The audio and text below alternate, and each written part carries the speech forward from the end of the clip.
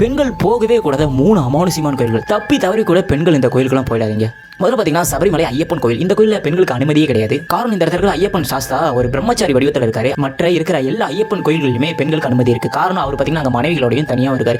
இந்த இடத்துல பாலகனா ஒரு பிரம்மச்சாரி ஐயப்பன் இருக்காரு. இந்த இடத்துல பெண்களுக்கு அனுமதியே கிடையாது. ரெண்டாவது பார்த்தீங்கன்னா மங்கள் சண்டி கோவில். இந்த இடத்துல மூலவரா பெண் தெய்வம் தான் இருக்காங்க. பெண் தெய்வமா இருந்தாலும் இந்த கோயிலுக்குள்ள பெண்களுக்கு அனுமதியே கிடையாதுங்கிறது ஒரு மர்மமா இருக்கு. இந்த கோயிலுக்குள்ள பெண்கள் வணங்கலாம், இருந்தாலும் இந்த கோயிலை விட்டு ஒரு 100 அடி தள்ளி நின்று தான் இந்த கோயில் இருக்கிற கடவுளையே வணங்க முடியும். அதையும் மீறி இந்த கோயிலுக்குள்ள போய் பெண்கள் சாமி கும்பிட்டாங்கன்னா அவங்க வாழ்க்கையில பல விபரீதமான ஆபத்துகள் நடக்குமா. அந்த ஆபத்துகள் ரொம்பவே கொடூரமா இருக்குமா. பல வருஷங்களா இந்த கோயிலுக்குள்ள பெண்களுக்கு அனுமதி கிடையாது. அது முக்கியமான ஒரு விஷயமா கடைபிடிச்சிட்டு வராங்க. மூணாவது பார்த்தீங்கன்னா முருகன் கோவில். இது வந்து புஷ்கர்ல இருக்கு. இந்த கோயிலுக்குள்ள பெண்கள் வந்தாங்கன்னா அவங்களுக்கு சாபம் பெற்று அவங்க வாழ்க்கை ரொம்ப கொடூரமா மாறிடுமா. காரணம், முருகன் ஒரு தியானத்தில் இருக்கும் போது இந்த இந்திரன் அப்சராஸ்ங்கிற பெண்களை அனுப்பிவிட்டு முருகனை தொந்தரவு பண்ண சொல்லியிருக்காங்க. அவரோட தவத்தை கலைக்க சொல்லியிருக்காங்க. அப்படி அந்த அப்சராஸை முருகன் மிகப்பெரிய சாபம் கொடுத்து அங்கிருந்து அழிச்சு விரட்டி ஓட்டி விட்டார். ஸோ அதன் காரணமாக தான் வாழையடி வாழையா இது வரைக்குமே பெண்களுக்கு அனுமதி கிடையாது. ஸோ அந்த அப்சராஸ் மூலமா இந்த கோயிலுக்கு பெண்களுக்கு அனுமதி கிடையாதுன்னு ஒரு இருக்கு. அதே மீறி இந்த கோயிலுக்குள்ள வந்தாங்கன்னா பெண்கள் அவங்களுக்கு மிகப்பெரிய சாபம் கிடைக்கும். ஸோ அந்த அப்சராஸுக்கு சாபம் கிடைச்சிங்க, அதே மாதிரி சாபம் இங்கே வரக்கூடிய பெண்களுக்கும் கிடைக்கும்னு சொல்லிட்டு சொல்றாங்க. அதனால இந்த பெண்கள் இந்த கோயில் விட்டு ரொம்ப தூரம் தள்ளி நின்று தான் இந்த கோயிலுக்கு முருகனையே வணங்குறாங்க.